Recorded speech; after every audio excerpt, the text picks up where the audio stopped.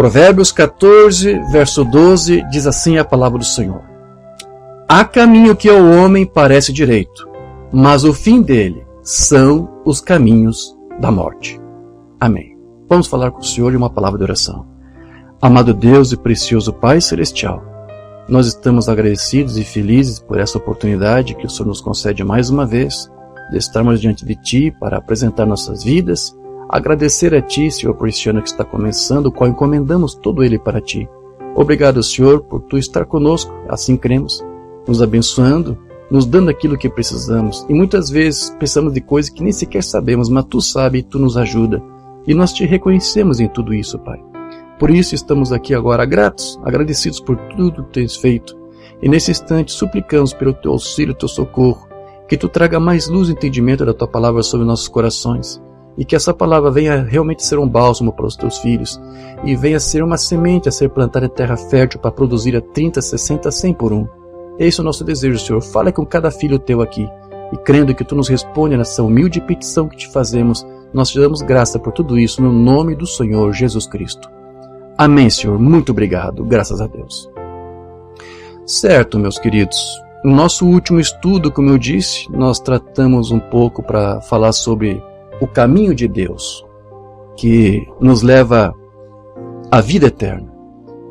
E hoje nós vamos tratar um pouco sobre os outros caminhos que existem, que leva para um outro Deus, o Deus desse século, o Deus deste mundo.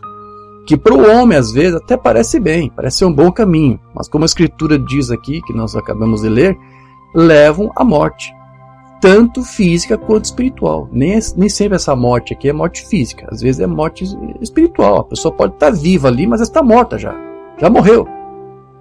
Então há várias formas de se morrer seguindo esses diferentes tipos de caminhos. Então veja, é isso, muitas pessoas seguem uma direção na vida sem se dar conta de que pegaram um rumo de morte. Como disse o irmão Branham, todos nós temos que fazer escolhas. Nós temos escolhas para fazer. E a menos que Deus esteja nos ajudando nessas escolhas, nessas decisões que precisamos fazer, nós fatalmente corremos o risco aí de fazer escolhas erradas. Amém? A Bíblia fala de vários desses caminhos de morte, de escolhas erradas que as pessoas podem fazer. E a maioria desses caminhos, todos eles, esses caminhos de morte, de trevas, repousam ou na incredulidade ou na ignorância. Não é porque a pessoa deliberadamente quis fazer algo errado.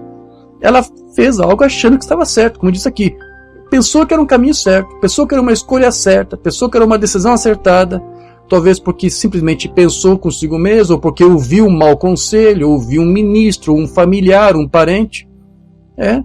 Eu já segui conselhos errados de pessoas que uma hora disseram uma coisa, eu acho melhor você fazer isso. E eu fiz a tal coisa que a pessoa... Eu nunca esqueço. Eu fiz a tal coisa que a pessoa me aconselhou a fazer. Quando eu fiz a escolha e contei para a pessoa, ela disse, o quê? Você fez isso? Não, você devia ter feito outra coisa. Ué, mas foi você que me aconselhou a fazer tal coisa, eu fiz como você me aconselhou. Não, mas não era melhor ter feito outra coisa. Então muitas vezes você segue caminhos errados, tortuosos, por maus conselhos, que às vezes até o diabo que usa aquela pessoa. Como essa? Eu creio que foi aquela pessoa foi usada pelo diabo. O diabo usou aquela pessoa. Olha, até nem lembrei de dizer, olha, você me disse para tomar esse rumo aqui, seguir esse caminho. E ele se esqueceu, essa pessoa se esqueceu completamente. Então muitas vezes é isso. Fazemos escolhas erradas por maus conselhos, má orientação. Você tem que se acercar de pessoas sábias que tenham bons conselhos para dar. Nós precisamos. A Bíblia diz, você conhece a Escritura, mas eu vou ler daqui a pouco. Você sabe que nós precisamos de conselhos para poder seguir um caminho mais acertado. Conselhos bons, certo? De pessoas que são ajudadas por Deus. Porque nós precisamos da ajuda de uns dos outros. É o que vamos tratar aqui também. Então, é por isso que o melhor que nós fazemos é sempre, meus irmãos, orar a Deus e pedir a Deus por sabedoria. Sua sabedoria. A sabedoria que vem do alto. Provérbios 4, verso 6. Ame a sabedoria e ela cuidará de você. Você pode repetir essas palavras junto comigo? Diga isso, diga assim. Ame a sabedoria e ela cuidará de você. Deus cuidará de você. Ame a palavra, e essa palavra vai viver em você, vai tomar conta de você e vai te guiar por caminhos retos. Porque ele diz que os seus caminhos são retos. E você sabe, o apóstolo Paulo, ele fala que todas as obras da carne nos levam a esses caminhos de morte, porque são obras das trevas. Por isso que eu não tenho como listar para você quais são os caminhos de morte. São muitas. As obras da carne, todas as obras da carne levam à morte. Certo? Romanos 13, 12 a 14, se eu anotei correto aqui. A noite é passada e o dia é chegado. Rejeitemos, pois, as obras das trevas e vistamo-nos das armas da luz. Andemos honestamente como de dia, não em glutonarias, nem em bebedeiras, nem em desonestidades, nem em dissoluções. Olha alguns caminhos de morte aqui. Nem contendas e inveja. Mas revestivos do Senhor Jesus Cristo e não tenhais cuidado da carne em suas concupiscências. Por que isso? Porque todas as obras da carne levam a caminhos de morte. Então, pessoas geralmente aí nessas condições, elas estão andando em seus próprios caminhos de morte. Elas até podem dizer, isso não dá nada, tá tudo bem, ninguém tá vendo, antigamente isso era pecado, agora tá tudo bem, tá liberado, agora não é mais pecado, se é por amor, não pode ser pecado, e por aí vai.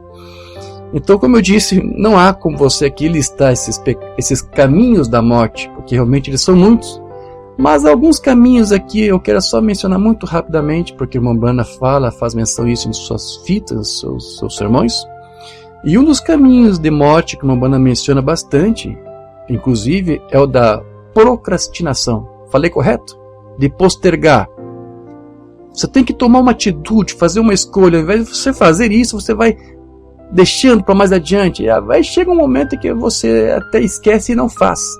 Mambana disse que Mambana reprovava, na verdade, esse tipo de atitude de procrastinar e deixar para outro dia determinadas coisas que precisam ser feitas, e até com uma certa urgência, levando depois a um certo comodismo. A pessoa fica conformada e tá tudo bem. Alguns dizem, amanhã eu faço isso, amanhã eu começo o negócio, um dia, quem sabe, tá ruim, mas tá bom, deixa assim, não vou mexer nisso, é melhor não fazer nada, deixa isso pra lá, eu já tô velho demais, eu não vou fazer mais nada, paciência, fazer o quê? Isso são situações erradas, são situações de comodismo, que é porque a pessoa já se conformou. Tem coisas que ela sabe que tem que fazer, tem mudanças que ela tem que fazer, mas ela não faz. E isso, querendo ou não, leva a caminhos de morte. Eu te falei, nem todos os caminhos de morte são físicos. Às vezes a pessoa começa a definhar espiritualmente, está morrendo espiritualmente aí, por essa questão de postergar, de deixar para diante coisas que ela devia fazer e que acaba nunca fazendo. Então, muitas oportunidades, inclusive, que a vida nos oferece, elas são desperdiçadas dessa maneira. E depois, quando você tenta recuperar, tarde demais. Você nunca mais... Há oportunidades que nunca mais se repetem em nossas vidas. Depois que você desperdiça aquela chance, nunca mais. É como o Esaú que ficou chorando, sim? Não adiantou mais. As oportunidades da vida são assim. Certo? Elas não voltam. Sem mencionar que protelar certas decisões que precisam ser tomadas podem fazer, inclusive, a diferença no nosso próprio destino eterno. Certo? Nunca devemos esquecer que, embora a salvação não dependa de uma escolha nossa, como eu já mencionei para você no último culto aqui, no último estudo, a Umbanda fala, é Deus que fez a escolha por nós, é Ele que nos escolheu. É verdade, a salvação não é nossa, é de Deus, Ele já preparou tudo. Mas não se esqueça da questão do galardão. A palavra galardão quer dizer prêmio, quer dizer recompensa. Há uma recompensa da parte de Deus que será dado conforme as atitudes que tivemos aqui na terra. Então, eu não tenho como, eu só posso imaginar, não posso dizer como é que vai ser, mas é possível que crentes salvos, filhos de Deus salvos, vão chegar lá um pouco decepcionados consigo mesmos, porque não vão ter os galardões que ele vai ver que outros receberam, porque foram mais fiel ao que receberam e outros não foram tanto. Não se esqueça, a Umbanda nos ensina isso. Depois, lá no milênio principalmente, nós vamos continuar aprendendo. Vamos continuar estudando, vamos continuar crescendo e recebendo mais e mais luz. Isso quer dizer que não vamos ser lá múmias ou coisa estática, não. Vai haver um dinamismo todo lá. Então, vai haver uma aprendizagem, vai haver sentimentos, vai haver emoções, pensamentos, tudo. E uma hora você talvez vai se recordar, olha, por que eu não tenho o mesmo galardão? Por que meus prêmios, meus galardões são tantos? Ah, eu sei. Né? Porque talvez eu protelei, porque eu fiz, deixei de fazer. Certo? Então a Umbanda disse, não faça isso, não perca o seu tempo. Não deixe para amanhã algo que você tem que fazer hoje. Ou ontem, né? 3 classes de crentes. Minha mãe costumava me dizer, não adie para amanhã o que pode ser feito hoje. Isso mesmo. Porque você não sabe o que o amanhã te reserva. Mas nós sabemos quem reserva o amanhã. Esta é a parte principal. Nós sabemos quem reserva o amanhã. É Deus. Deus cuida de nós. É verdade. Mas ele disse, faça o que você tem que fazer. Outra mensagem, a cura da filha de Jairo, 55. Eu lhe digo, não espere até outra hora. Ele tinha necessidade de chegar até Jesus naquele momento, não até o sentir vontade. Era hora de mudar. E se alguma vez houve um momento para mudar, a hora de mudar é agora. Amém? Se tem uma coisa que você tem que fazer, uma mudança, faça agora. Ele disse, mas com oração, sim, ore e pede sua orientação a Deus, para que você não siga um caminho tortuoso. Não espere até que esteja um momento melhor e mais conveniente. Agora é a hora. Era a hora de agir. E agora é a hora de agir. Então veja, meus irmãos, o caminho do comodismo pode levar à morte intelectual, inclusive. Que depois culmina também na morte espiritual. Qual é a atração sobre a montanha? Cada homem, mulher, menino ou menina aqui que não foi batizado no nome de Jesus Cristo, há roupas, há tanque aqui. Não deixe para amanhã o que pode ser feito hoje. Amanhã pode ser tarde demais. Basta cada dia o seu próprio mal.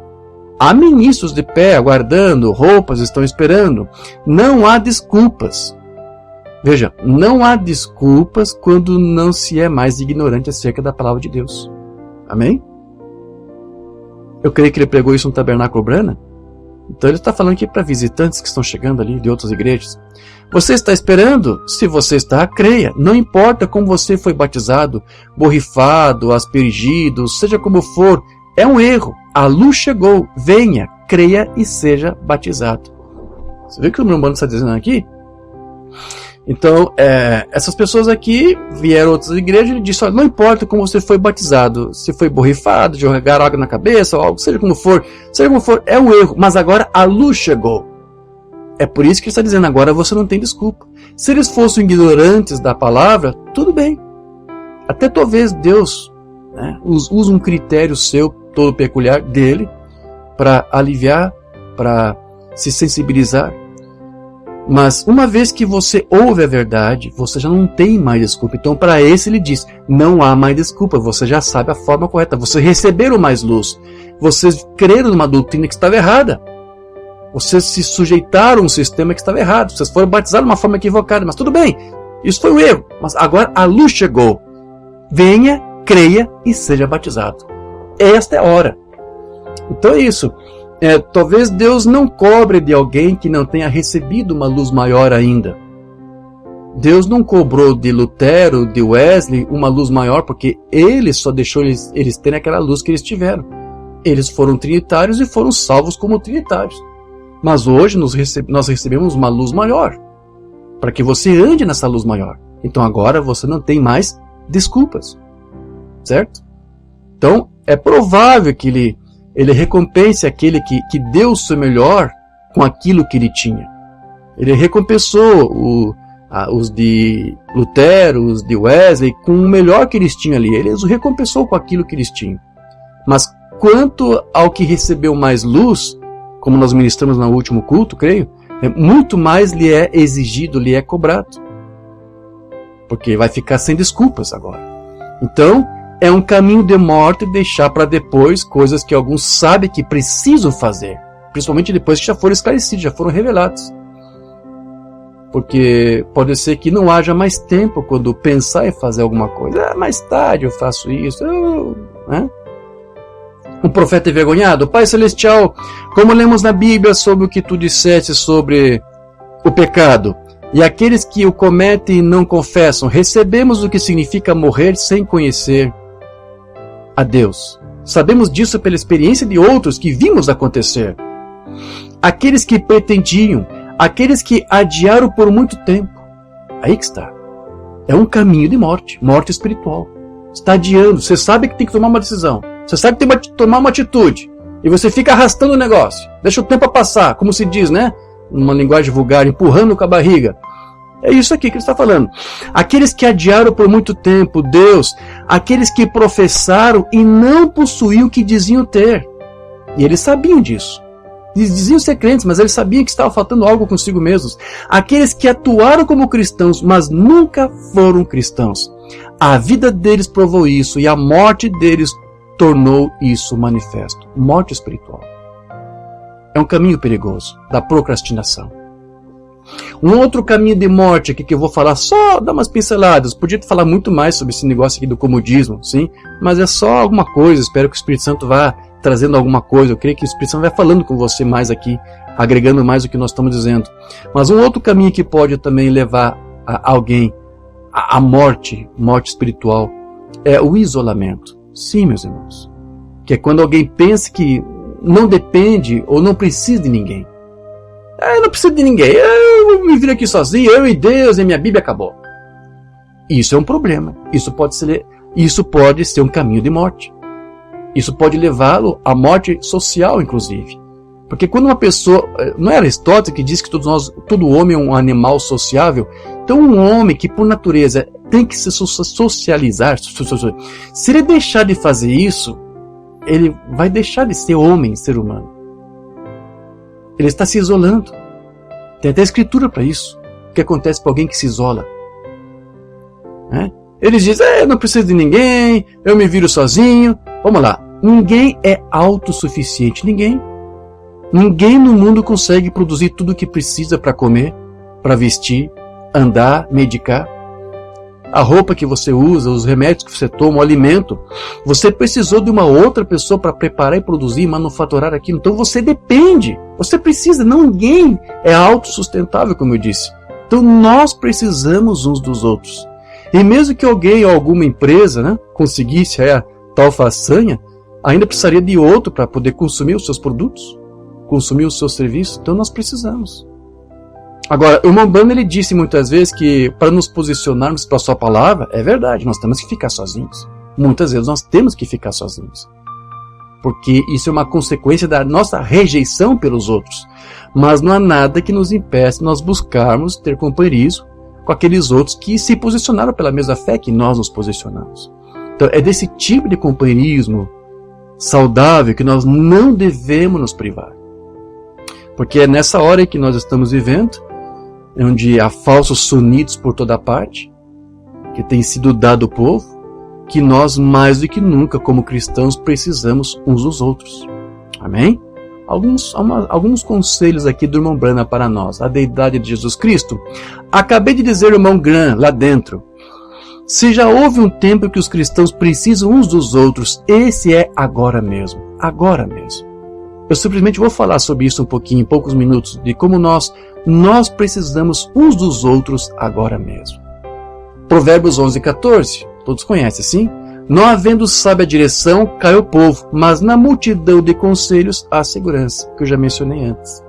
Então nós precisamos de mais irmãos e mais pessoas que têm a mesma fé conosco, que creia como nós, melhor, para nos ajudar, para nos orientar com bons conselhos, não com maus conselhos. Uma boa inspiração. É uma necessidade, nós precisamos. Amém? Mesmo que você está num lugar, numa cidade onde não há tabernáculo, tudo bem. Você pode, que a distância, os meios, os telefones, internet, ajuda a suprir um pouco isso. De alguma forma você tem que ter contato com alguém. Você tem que orar, receber oração. É disso. Se você se priva até mesmo dessas coisas, isso vai levar você a um definhamento espiritual. A semente sinal do fim dos tempos. Sabe, precisamos uns dos outros agora mais do que nunca em toda a história do mundo. Sim? Agora que o aperto está aumentando, mais do que nunca nós precisamos de irmãos sinceros, leais, verdadeiros. Precisamos disso. Verdadeiros crentes reais. Precisamos uns dos outros. E então é sempre uma bênção onde quer que você vá e encontre o povo de Deus. É uma bênção em todos os lugares. Amém. Então veja, isolar esse tipo de companheirismo aqui pode criar, como eu disse, um definhamento espiritual, morte espiritual, um caminho de morte. Não temais, sou eu, 62. E nos sentimos assim como com nossos irmãos. Quando chegamos a uma cidade, já quase na hora de partirmos, gostamos de ter comunhão uns com os outros, de conversar e de expressar nossos sentimentos de gratidão uns pelos outros e orar uns pelos outros. Na verdade, estamos em batalha e precisamos uns dos outros mais do que nunca. Precisamos de cristãos, precisamos uns dos outros agora, mais do que nunca, diz Mombrana. Amém?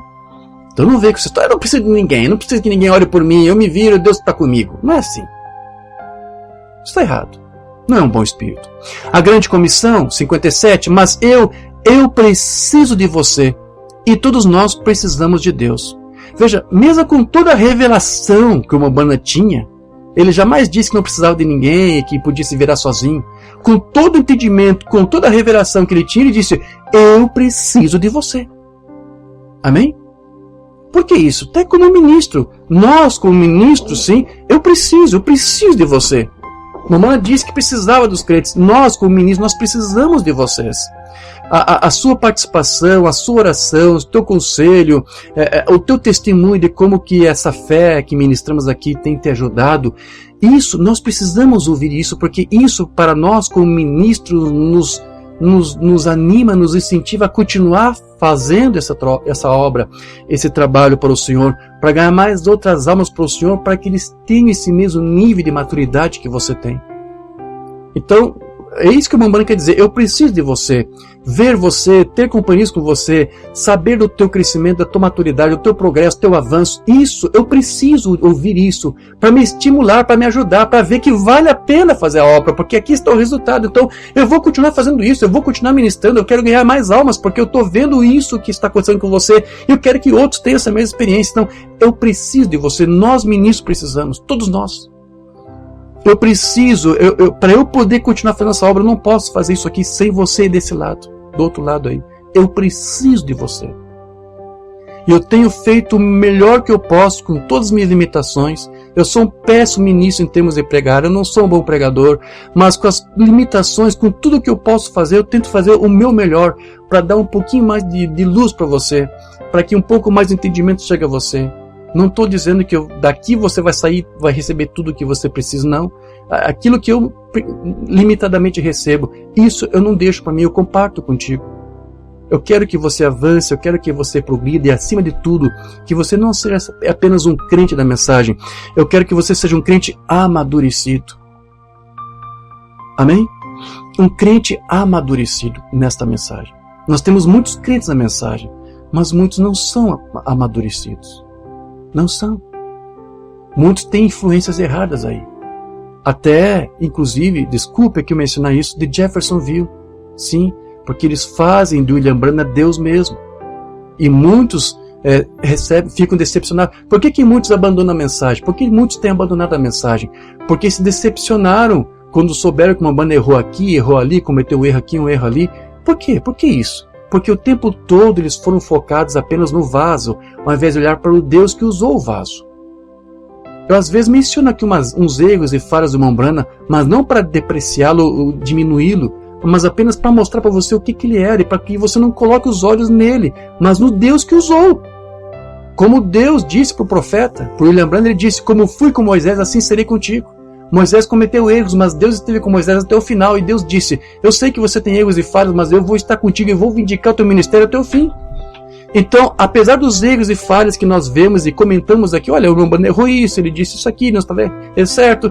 Isso não diminui porque nós não colocamos olhos no vaso. Mas tem muitas pessoas abandonando essa mensagem porque achavam que ele era Deus, que ele não cometia erros. E quando alguém com um espírito ruim, do mais profundo abismo do inferno, citou esses erros com um mau desejo para falar, ele é falso, é isso, é aquilo, e muitos ficaram chocados com isso, realmente, isso aqui é um erro, uma falha. Então é falso mesmo, e abandonaram porque achavam que ele era Deus. Não era um ser humano sujeito a erros e falhas como todos nós. Então, o meu desejo, a minha sinceridade aqui é levar você à maturidade, a você ver os erros e falhas do Mombrana, mas deixar isso de lado e entender que ele ainda é um profeta vindicado, ele é. Esse tempo aí eu estava vendo um e-mail que alguém escreveu para mim. estava na pasta de spam, ou seja, foi por um acidente, porque eu dificilmente eu vou lá. Eu estava para receber uma mensagem de alguém, não sei, e como não recebi, pensei, deve estar na pasta de spam. E lá não tinha, mas tinha uma mensagem de alguém que escreveu ali há muito tempo, e eu, um crítico da mensagem, eu já o configurei como spam. Então, ele deve ter mandado muitas mensagens, nem estava sabendo. Por acaso eu abri, e eu resolvi abrir aquele e-mail ali. Aí o rapaz estava falando, William Will, acho que é isso, é assim que ele se chama. É um homem que está perseguindo todos os crentes da mensagem aí. Talvez você que está me ouvindo já recebeu uma visita desse William Will. Ele escreveu assim para mim, ele tentou de todas as formas conversar comigo, eu sempre recusei. Não converso com esse tipo de pessoas. Eu respeito a religião que eles tomaram, a fé deles. Sem problemas, deixe isso falar. Eu não me envolvo com isso. Ele já tem sua opinião, não tem mais o que convencê-los ou dissuadi-lo. Então ele escreveu lá assim, começou, né? Irmão Diógenes, eu não consigo entender. Você é um estudioso profundo das Escrituras. Quer dizer que ele está me acompanhando. Ele está estudando, ele está vindo aqui as ministrações com você, e ele chegou a essa conclusão. Palavras dele, eu estou parafraseando, porque eu li muito rápido, mas foi mais ou menos isso. Me teceu elogios. Você é um ministro formidável, você prega muito bem a palavra, você tem um bom conhecimento profundo das Escrituras. Como que você, com todo esse conhecimento, ainda crê num falso homem como William Branham, como profeta? Eu não respondi, mas eu tinha uma resposta para dar para ele.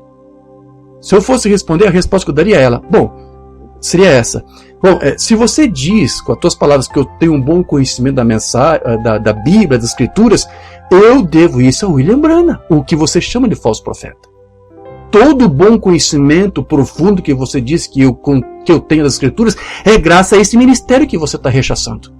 Então veja, por que eu não posso responder para essas pessoas? Porque eles mesmos se contradizem. Eles dizem que eu tenho um bom conhecimento, um conhecimento profundo. E ao mesmo tempo repreende o homem de quem eu aprendi as coisas profundas que eu tenho hoje. Que eu aprendi. Então eu devo a minha vida a esse ministério do William Branham. Se não fosse ele, eu estaria onde agora? Eu estaria crendo em unicismo, em trindade, eu não sei. Então é isso que eu tenho tentado mostrar para vocês. Há erros e falhas aqui e ali, mas isso ainda não quer dizer que Deus não o vindicou. Ele era o profeta de Deus. Mas nós temos que saber isso, entender essas coisas, para você colocar os olhos não mais no vaso, como Jeffersonville tem feito muitos crentes fazerem. E são esses geralmente os que mais têm caído e abandonado a mensagem. Olharam para o vaso. Aí quando alguém, com o Espírito, como eu disse, mostrou os erros do vaso, então não é mais Deus, não é mais profeta. Ele é um profeta. Ele era o profeta mensageiro para a nossa geração, para a igreja, para nos preparar para o arrebatamento. Ele nos trouxe a mensagem para isso. Amém?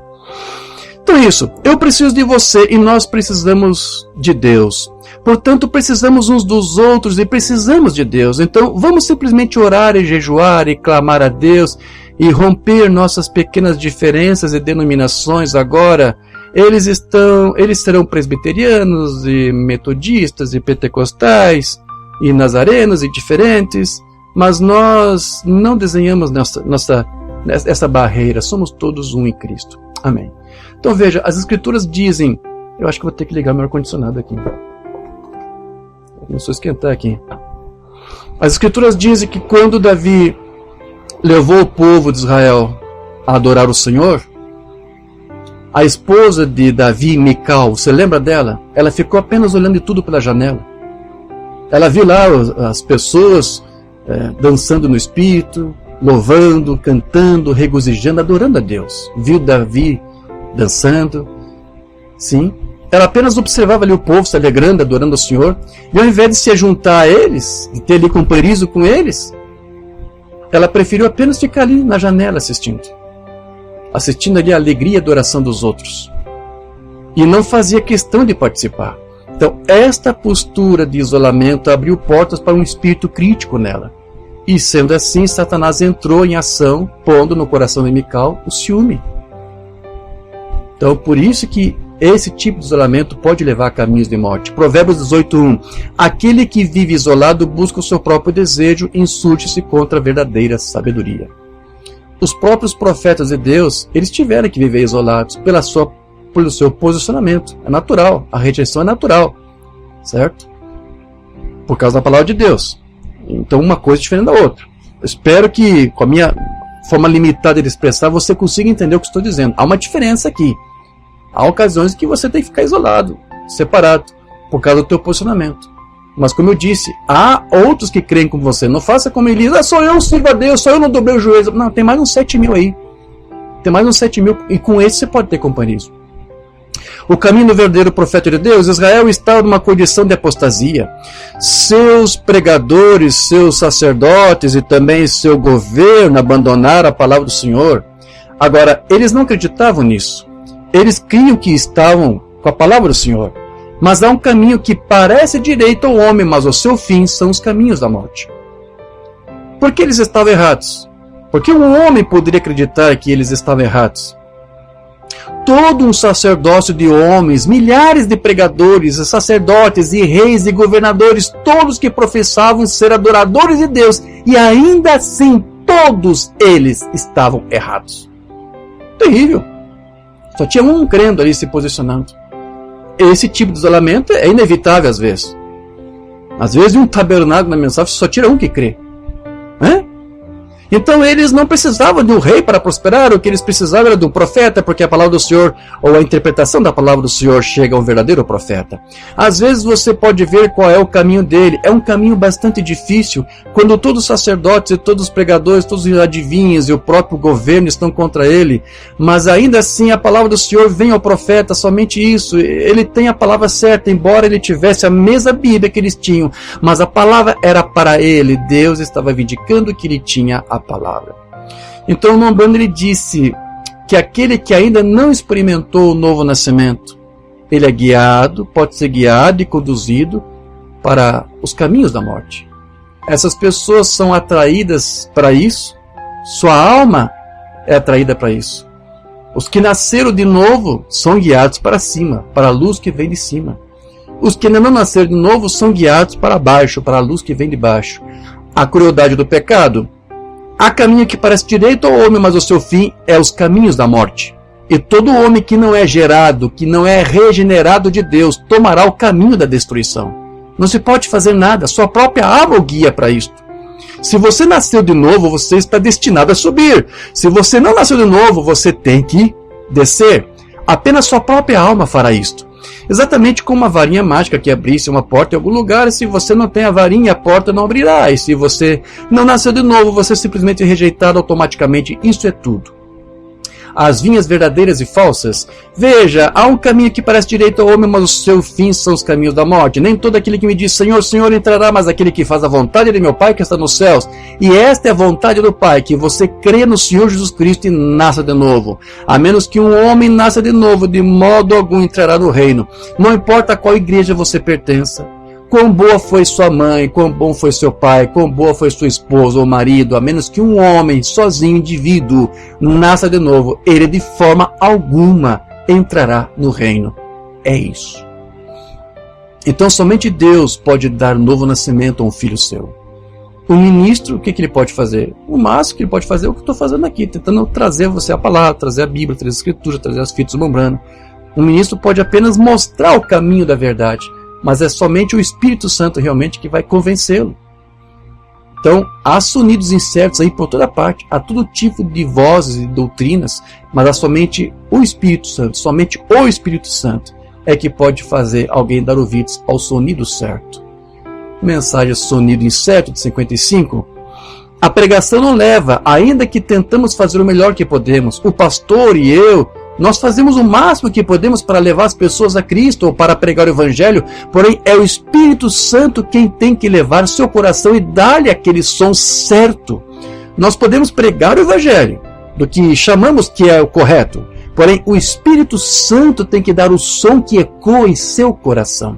É Ele quem convence, é Deus realmente quem faz a obra. E há um som certo. Há também caminho que ao homem parece direito, mas o fim dele são os caminhos da morte. Mombando ele falava que muitos daqueles que pensavam estar certos, quando estavam sinceramente enganados, atuavam assim, pensando que estava tudo bem, de tal maneira que isso podia culminar a levá-los a caminhos da morte. Sede de vida. Agora lembre-se, se eu for um servo de Deus, Deus dirá que eu digo a verdade. Há pessoas que realmente acreditam que estão certas e elas estão erradas. Há um caminho que ao homem parece direito, mas o seu fim são os caminhos da morte. E veja, ele somente vai conseguir abandonar esses caminhos da morte se for um eleito de Deus. Senão ele vai continuar crendo naquilo que ele acha que é certo quando está errado. Somente Deus vai esclarecer ele se ele for um eleito. Porque do contrário, ele vai continuar, como eu disse, seguindo seus caminhos errados, com toda aquela sinceridade que ele possui. Muda Deus seu parecer? Do mesmo modo como Caim e Abel, eles também se encontraram em um choque, sendo irmãos e ambos da mesma mãe Eva, e verificamos que se deram conta de que eram mortais e tinham sido postos para fora da vida, para fora do jardim da vida. E ambos estavam tentando encontrar uma maneira para voltar para lá, e você notou, ambos os rapazes eram muito religiosos. Caim era simplesmente tão religioso quanto Abel era. E ambos edificaram altares, falando de outra maneira, uma igreja. Altares, igrejas. Ambos fizeram sacrifícios. Ambos oravam. E eles serviram a Deus, ambos, mas um deles o serviu da maneira errada. Agora veja, você pode ser tão sincero e ainda assim estar errado. Você pode estar errado. Há caminho que parece direito, mas o fim deles são os caminhos de morte. Então, não basta alguém ser sincero e tentar fazer a sua religião funcionar da melhor forma que ele achar possível. Porque ainda assim, o seu engano o levará a caminhos de morte. Então, a sinceridade, meus irmãos, não salva ninguém. Quando alguém tenta defender uma coisa que está errado, ele vai estar disposto até a matar por isso, se ele conseguir, se ele se achar necessário. E ele vai fazer tudo com sinceridade. Como fez lá o Sinédrio quando crucificou o Senhor Jesus Cristo, e como o próprio Paulo, quando ainda era fariseu, fez quando perseguiu a igreja. Mensagem Umbanda, Hebreus capítulo 5 e 6, número 1.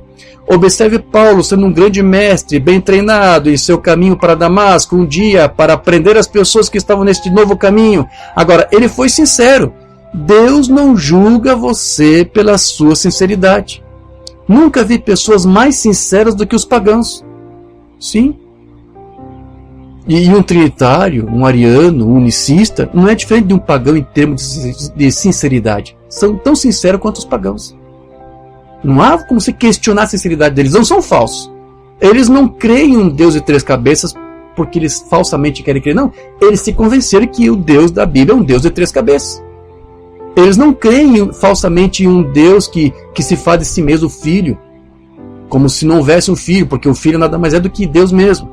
Eles não creem falsamente em uma doutrina assim, negando a existência real de um ser, de um filho unigênito, porque eles querem. Eles fazem isso porque se convenceram que isso é verdade. Ou de um pequeno Deus, um Deus menor, criado, como fizeram os arianos. Todos são sinceros. Como os pagãos aqui em Umbanda. Muitos deles até matam seus próprios filhos em vão por sacrifício a um ídolo. Não é a sinceridade. Um homem poderia tomar ácido carbólico sinceramente, pensando que estava tomando outra coisa. Agora, escute isso aqui. Sinceridade não salva você. Por mais sincero que um trinitário seja, que um ariano seja, que um unicista seja, isso não irá salvá-lo. Se Deus quiser salvar um trinitário, um unicista, não pode ser pelos que estão ensinando ou pregando. Deus vai ter que usar um outro critério.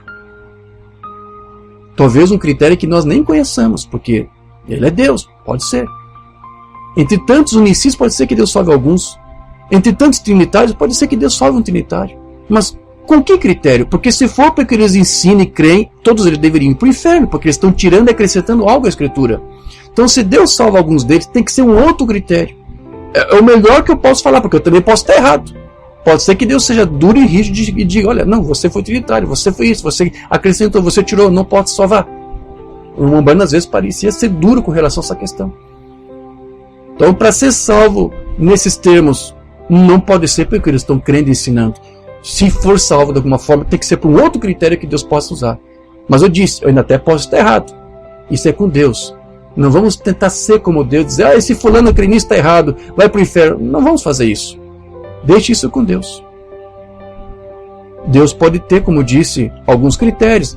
Ele nunca combateu a luz, nunca teve acesso à luz, nunca rebateu. Pode ser que isso seja um critério a favor dessa pessoa na sua incredulidade, como Lutero foi, não é isto, como eu disse, Trinitário, Wesley e todas as suas gerações.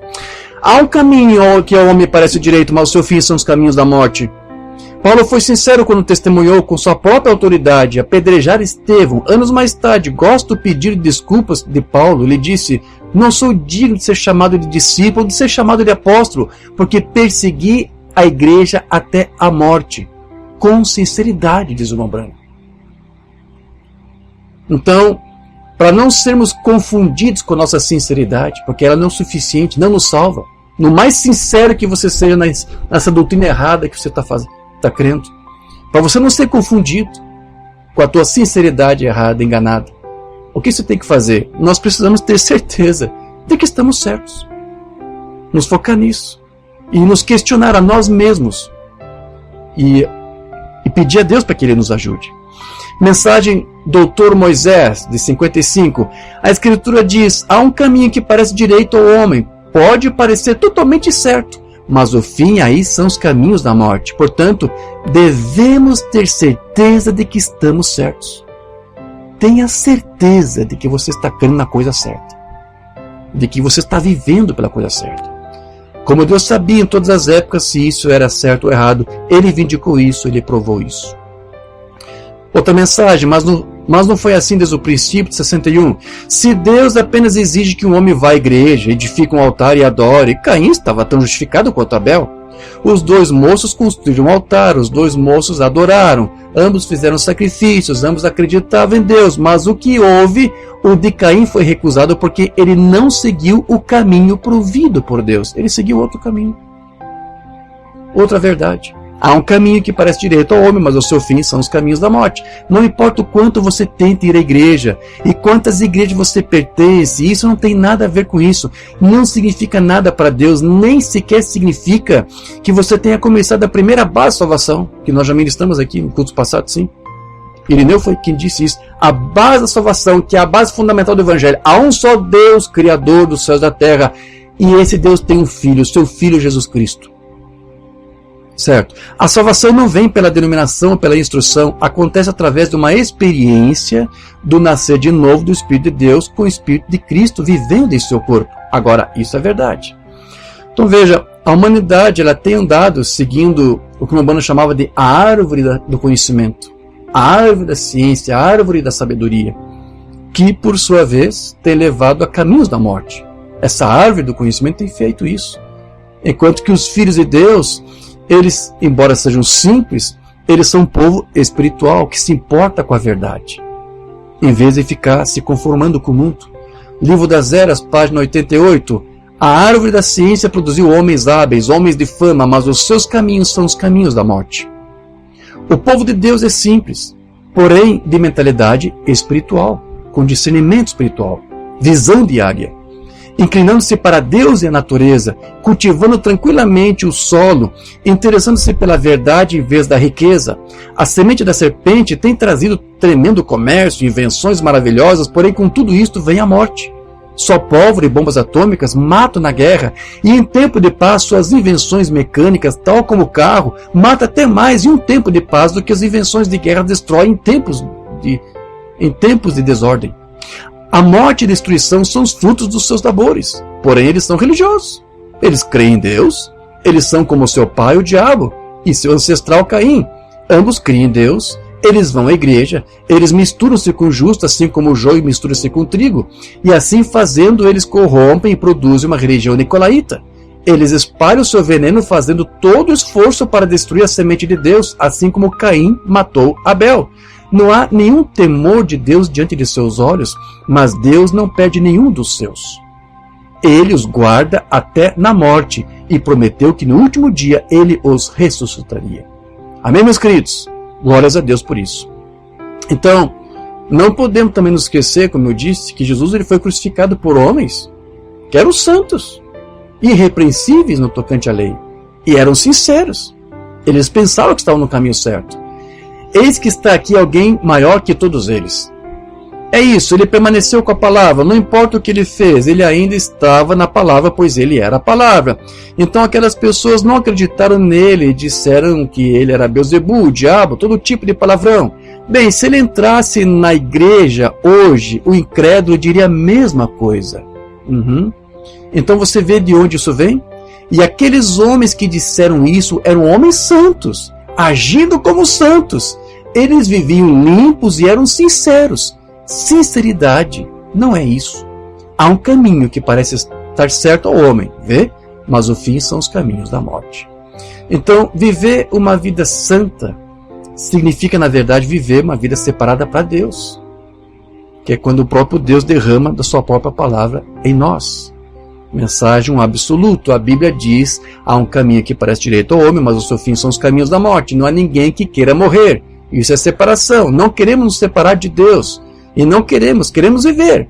A vida é o maior tesouro que o homem pode ter. E agora temos que descobrir o que é a vida. Ou seja, saber como viver, com sinceridade. É bom você ter sinceridade nas coisas que você faz, mas nas coisas que estão certas. Não ficar sincero cultivando uma coisa que está errada. Ele disse: minha palavra é vida. Essa é a vida que você deveria ter, a palavra vivendo em você. Então, muitos andam aí por caminhos da bela aparência. Muitos são atraídos pela beleza. E uma mensagem que eu preguei aí, eu disse para você que as aparências enganam. E também pode levar à morte. Que são os caminhos do diabo. Porque é ele que aprecia a beleza. Eu restaurarei, 55. A Bíblia diz: há um caminho que ao homem parece direito, mas o seu fim são os caminhos da morte. Portanto, só adoração e confissão não faz de você um cristão. Não. Se fosse assim, Deus nunca teria condenado Caim. Agora observe. Caim gostava da beleza. Ele embelezou o seu altar, trouxe sobre ele os frutos do campo. A beleza é enganosa. Não precisamos de templos decorados, embelezados. Foi isso que começou o problema lá no céu, inclusive. O diabo queria um reino mais bonito que o de Miguel, mas ele foi expulso por isso. Agora veja, o espírito do diabo estava em Caim, um homem religioso, confessando sua fé em Deus, mas adorando a Deus, e foi condenado pelo diabo. E você sabe, pessoas assim, eles escondem a sua incredulidade com algum tipo de religião. Certa vez Jesus, ele tomou ali os escribas e os fariseus como modelos da religiosidade que é hipócrita, feita apenas de aparências, para impressionar as pessoas, para atrair atenção, mas sem vida neles. Não havia vida naquela religião deles. Mateus 23, 27 a 28. Ai de vós, escribas e fariseus hipócritas, porque sois semelhantes aos sepulcros caiados, que por fora se mostram belos, mas interiormente estão cheios de ossos de mortos e de toda imundícia. Assim também vós, exteriormente, pareceis justos aos homens, mas por dentro estáis cheios de hipocrisia e de iniquidade. Então veja que Jesus está falando daqueles que enganam com a sua aparência, quando eles tentam aparentar aquilo que eles não são. Jesus, ele até ordenou que seus discípulos estivessem em alerta contra esses tipos de perigos. E só hoje nós conseguimos entender por que isso. Porque o maior inimigo da igreja nunca virá de fora. Ela sempre vem de dentro dela mesma. Por isso que eles não deveriam se deixar levar pelas aparências, pois elas enganam muito. Especialmente no que concerne à vida espiritual e à doutrina, podendo crer apenas em uma fé intelectual. Mensagem véu adentro. Há um caminho que parece direito ao homem, mas o seu fim são os caminhos da morte. Pode parecer bom intelectualmente. Sua alma sempre dará testemunho da palavra de Deus, se nascer de novo. Se você tem uma fé intelectual, você concordará, claro. Você diz: essa Bíblia está certa. O diabo diz a mesma coisa. O diabo diz: há um Deus no céu e existe um Jesus Cristo. Certamente. Eles acreditam na mesma coisa. Você diz: o diabo acredita em Jesus Cristo, irmão Branham? Que existe um Deus e que Deus tem um filho, o diabo crê nisso? Certamente. Eles o confessaram publicamente, dizendo: tu és o Filho de Deus, tu és o Cristo, o Santo. Porque tu vem nos atormentar antes que chegue a nossa hora? Certamente. Eles confessaram publicamente que ele era o Filho de Deus. Certo? Então veja, e desde quando que eles souberam disso? Desde antes da criação. A primeira criação que Deus fez, uma banda fala, foram os anjos. Inclusive aqueles que depois se rebelou, 1/3. Estavam lá antes da criação física. Houve uma criação metafísica, em outra dimensão. Esses anjos, antes de se rebelarem, antes de se tornarem anjos caídos, estavam lá. Eles viram Cristo. Eles viram Cristo conduzindo os demais anjos na adoração a Deus. Eles sabiam desde o início que Deus tinha um filho. E agora aqui, nessa dimensão, eles se reencontraram com aquele mesmo filho que eles viram lá. Eles foram expulsos da presença de Deus, foram anjos caídos, mas aqui o reveram, eles identificaram. Nós sabemos quem tu és o filho de Deus. Eu sempre tenho dito isso. Um demônio conhece o tema da deidade mais que esses ministros unicistas dos tabernáculos. Muito mais. Um demônio conhece mais. Mas ainda assim, uma mana que diz, isso não é o bastante, não é o suficiente. Né? E ministros com uma experiência superficial e com uma religião falsa saem e fazem com que as pessoas façam uma confissão tão seca como essa e voltam para o mundo e vivem como o mundo e afirmam que são cristãos. Então não adianta apenas o conhecimento, sim. Viver esse entendimento, essa revelação, essa luz maior que você alega ter. Em outra ocasião, nós mencionamos que Deus ele colocou em seus filhos uma fome e uma sede por mais luz, não é isso? Por mais conhecimento, por mais entendimento. Por que você sempre está buscando, procurando ouvir, ler mais? Deus colocou em você, se você é um filho dele, Deus colocou em você essa sede, essa fome por mais dele. Você quer ouvir mais, você quer entender mais, você quer compreender mais. Porque, como eu disse, mesmo lá no milênio, você ainda vai continuar ouvindo e aprendendo mais. Essa é uma sede sagrada, assim como a Mana chama, que Deus colocou em nós. Então, o que o diabo faz? Ele tenta tirar proveito dessa sede sagrada que Deus colocou aí em você para te conduzir a outros caminhos, que são caminhos de morte, para você saciar a sua sede de outra maneira. Então, se o diabo não conseguir levar um filho de Deus para o mundo, ele vai tentar enganá-lo, fazendo apenas viver uma vida religiosa, crendo em uma falsa doutrina, para saciar sua sede, mas com uma fonte errada.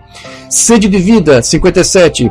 E esse povo americano saciou isso com prazer, louco, isso mesmo. Essa sede abençoada e santa. Existe uma sede que há em nós, que é uma sede sadia, santa, Deus colocou em nós. Você se despe nessas praias. Por quê? Você ficará deitado nessas salas de sinuca, jogando cartas, bebendo socialmente, todas essas bobagens que você faz, e ficará em casa na quarta-feira à noite assistindo televisão em vez de ir na igreja. O que você está fazendo? Você está tentando saciar essa sede sagrada. Você tem que saciá-la de alguma forma, e você rejeita Cristo, e o diabo derrama o lixo dele em você. Certo? E você pensa que você está certo, mas a Bíblia diz, há um caminho que o homem parece direito, mas o seu fim são os caminhos da morte.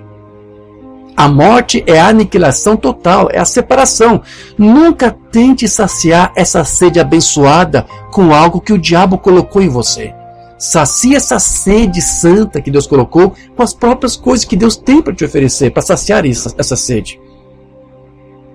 Agora, não apenas você diz, bem, eu não sou um bêbado, eu não sou um jogador, eu sou um buscador de prazer. Mas, irmão, se o diabo não consegue te pegar de um jeito, ele tentará de outro.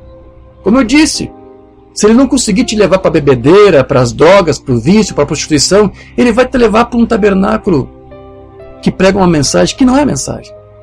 Isso vai ser suficiente, vai fazer de você uma vida religiosa, será um caminho de morte do mesmo jeito.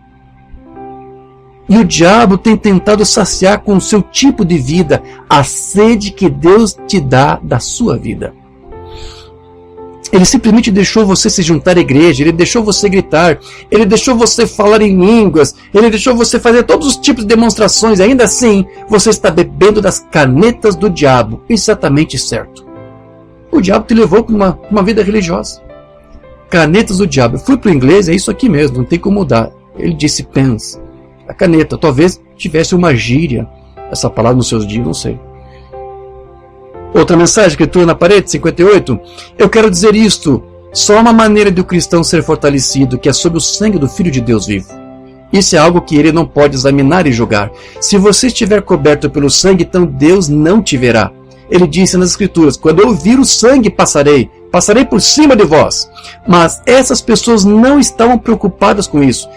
Elas tinham suas próprias religiões, então viviam de acordo com elas. Sabe, há um caminho que parece certo para o homem, mas o seu fim são os caminhos da morte. Cristo é revelado sua própria palavra. Se eu for à igreja e apenas fizer as coisas que acredito que são certas, e tentar defender o que eu acho que é certo, bem, você ainda está perdido. Você entendeu isso?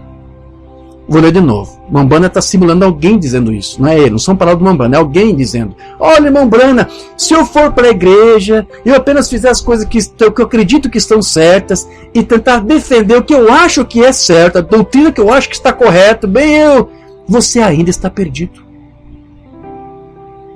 Então, não tente pensar que você vai ser salvo crendo em uma falsa doutrina. Aqui, palavras do Umbanda. Já no finalzinho do seu ministério aqui, ó, como eu já tenho dito, depois da revelação dos selos, o Umbanda começou a perder um pouco a paciência com a relação dos ministros, trinitários, unicistas, todos eles. Ele começou a usar uma palavra mais dura aqui. Preste atenção, se você nunca prestou atenção nisso.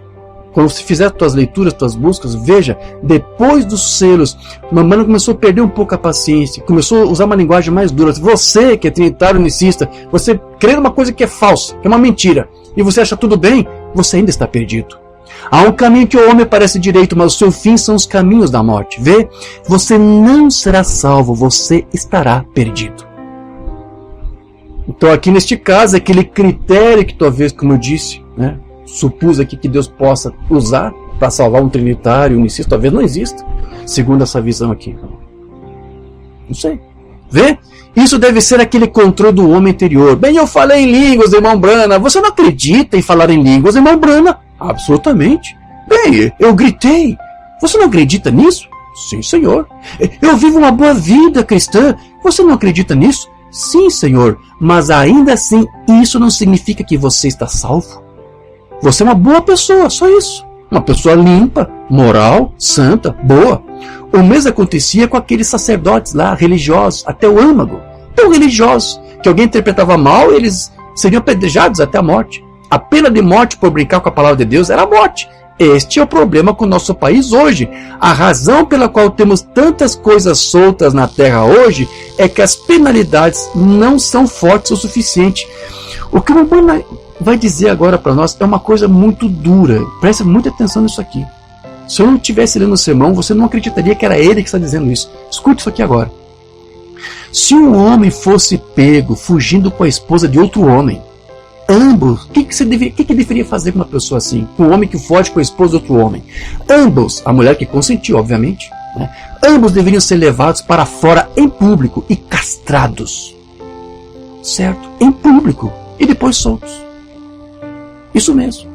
Se um homem for pego fazendo algo errado na estrada, né? Dirigindo lá de forma errada, imprudente, alta velocidade, bêbado, embriagado, em excesso de velocidade, ele não deveria receber menos de 10 anos. Cadeia para ele, 10 anos na cadeia, uma mãe diz. Uma pessoa que faz isso. Para aprender a lição.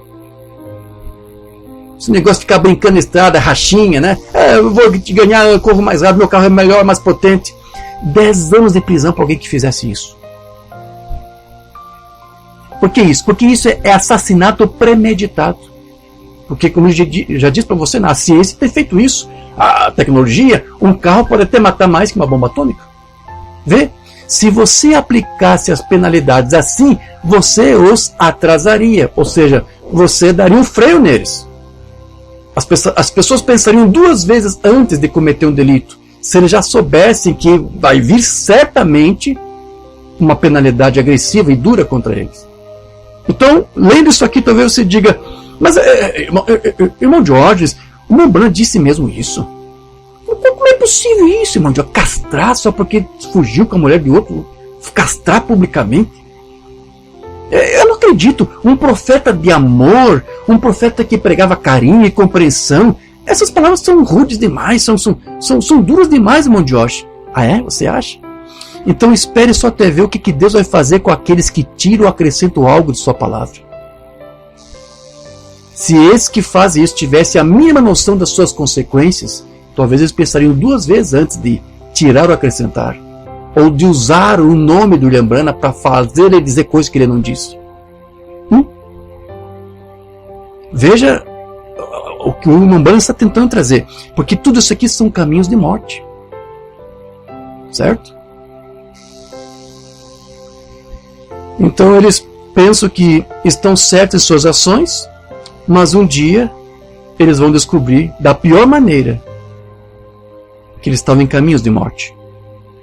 Então, veja, esse não é apenas um problema somente com relação às Escrituras, de tirar ou acrescentar algo da Escritura, isso também tem a ver com as fitas do irmão Branham. Tirar ou acrescentar algo, ou diz fazer o profeta dizer uma coisa que ele não disse. Ah, a Escritura diz isso, o irmão Branham disse que era aquilo. O irmão Branham nunca disse que era aquilo. Você está agregando algo às fitas também, além das Escrituras.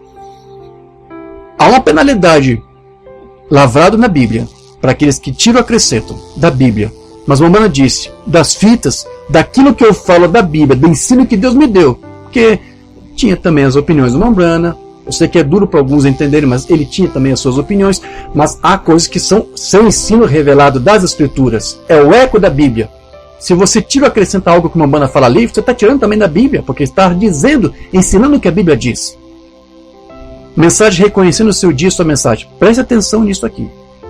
Agora, essa mesma pessoa colocou uma fita. Um denominacional pegou uma fita e tocou uma fita na igreja do irmão Branham. Igreja, escute essa fita aqui desse falso profeta.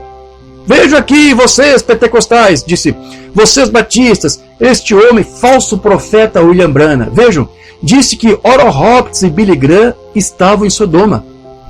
Vejam, então interrompeu a fita. Tocou a fita, só o irmão Branham disse isso e desligou. Vocês viram que nós acabamos de ouvir? O que ele disse? Que Oral Roberts, Billy Graham estão em Sodoma. Não continuou a dizer que eles eram mensageiros a Sodoma, não em Sodoma. Eles estavam lá como mensageiros a Sodoma. Qualquer um sabe o que eu disse isso. Então, eles toquem sua fita. Toquem sua fita. Quem tirar ou acrescentar, o mesmo será tirado dele. É a palavra do Senhor. Permaneça dessa maneira. Então, o que o irmão Branham disse, não tire nem acrescente nada. Isso são caminhos de morte. Não importa quão sincero seja o ministro. Não importa quem que ele alega aos pés de quem que ele estudou. Se eu sei, se você sabe que ele está colocando uma coisa a mais ali na fita, que o irmão Branham não disse, são caminhos de morte. Agora veja, a mesma coisa que os protestantes faziam lá no passado com as fitas, como o irmão Branham citou aqui, os próprios ministros que alegam pregar essa mensagem também fazem isso. Eles tocam uma fita até onde o irmão Branham diz, Jesus é Deus, mas deixe tocar o resto da fita onde ele fala que Jesus é o seu filho. Para tirar e acrescentar alguma coisa e fazer ele dizer uma outra coisa. Certo?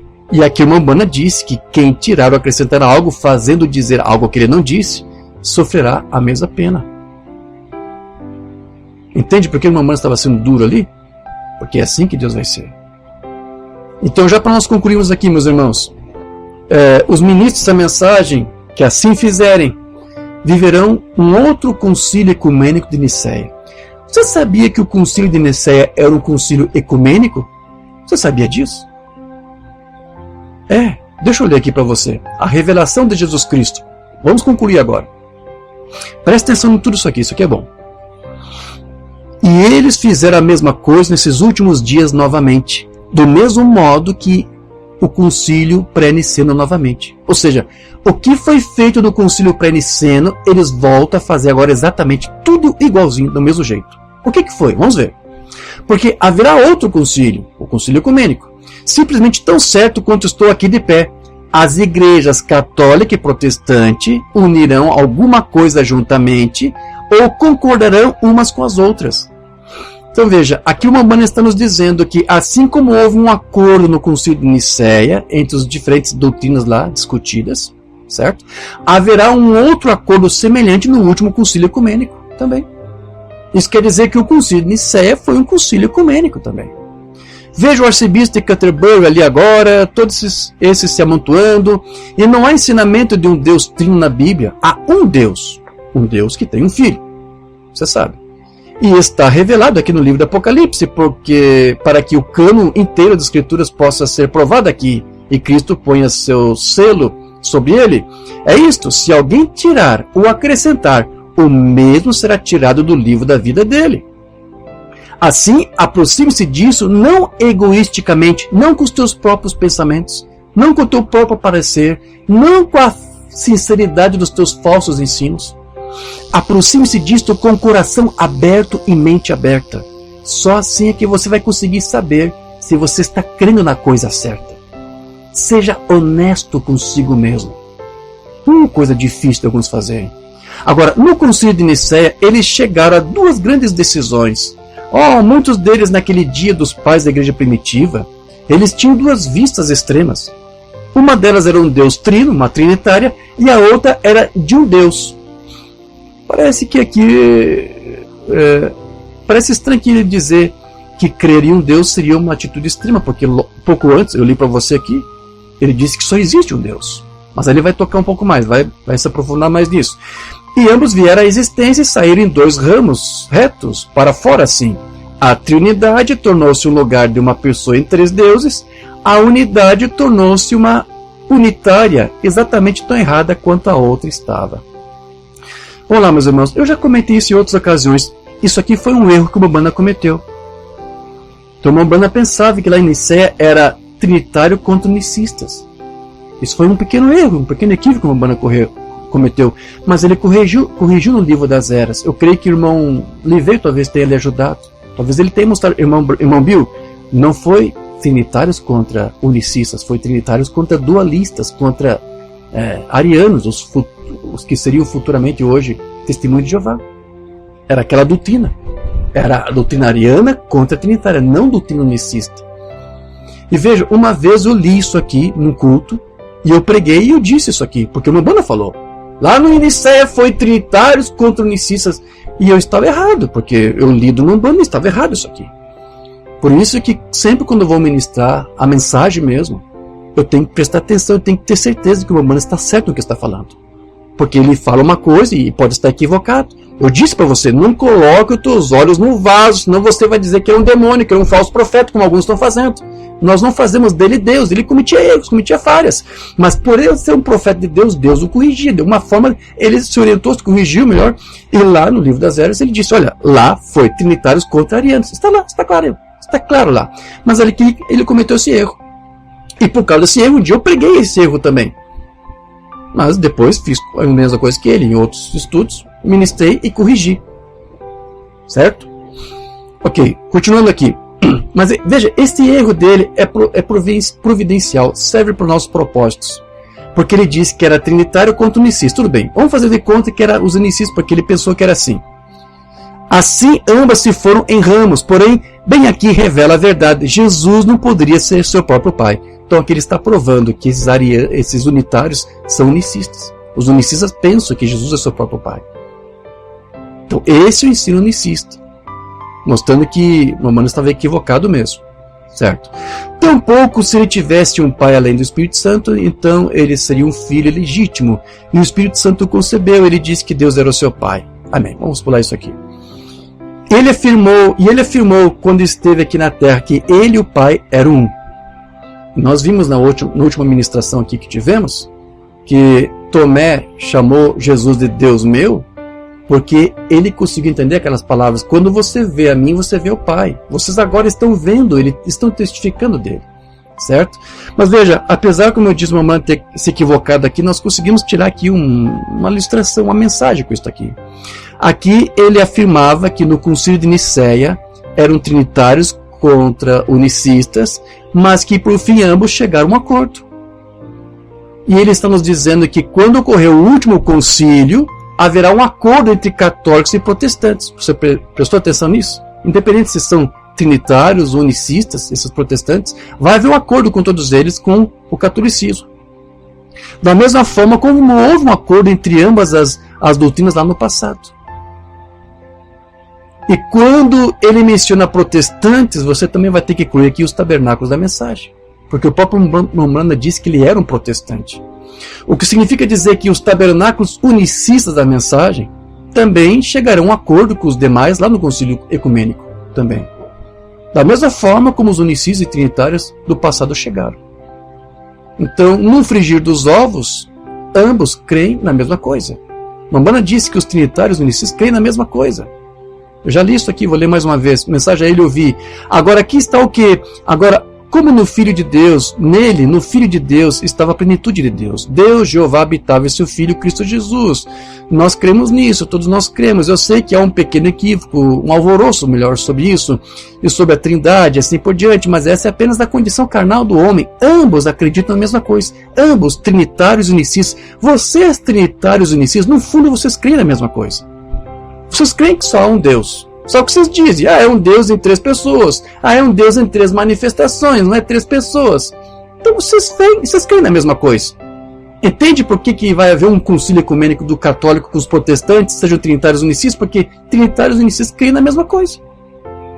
A Trindade, eles não acreditam que há 3 deuses. Isso é paganismo. E os unicis não acreditam que Cristo foi seu próprio Pai. Então, o que seria? Mas vocês dois acreditam na mesma coisa. Então veja, todas as diferenças que os pastores unicis da mensagem possuem hoje com os católicos, com os protestantes, sejam eles trinitários unicistas, também serão resolvidas no concílio ecumênico. Então, quando aquele dia chegar, todos os pastores unicis da mensagem, eles também juntos com os demais, protestantes e tudo mais, beijarão o anel do Papa. Porque o Papa vai dizer para os protestantes unicistas, vocês creem num só Deus? Nós também cremos na mesma coisa. Mamana disse, vocês creem na mesma coisa? Nós cremos na mesma coisa, nós cremos em Deus, vocês apenas se expressam de uma forma diferente. O Papa vai dizer isso, tá tudo bem, nós cremos na mesma coisa. E aí os pastores da mensagem vão dizer, nós só cremos em um Deus, nosso Deus Jesus Cristo. Tá bom, nós também cremos nisso. Tá tudo bem, vocês pastores da mensagem, vocês creem assim? Tudo bem, para nós dá na mesma. Tá aqui, ó, pode beijar meu anel. Não, calma, espera aí. Tem mais uma prova aqui para você, tio Papa. Nós também cremos na semente da serpente. Agora peguei você. Agora te peguei, tio Papa. Nós cremos na semente da serpente. Nós somos um povo diferente aqui. Nós temos mais luz que os católicos e protestantes. Como é que é? Semente da serpente? Deixa eu ver se eu entendi.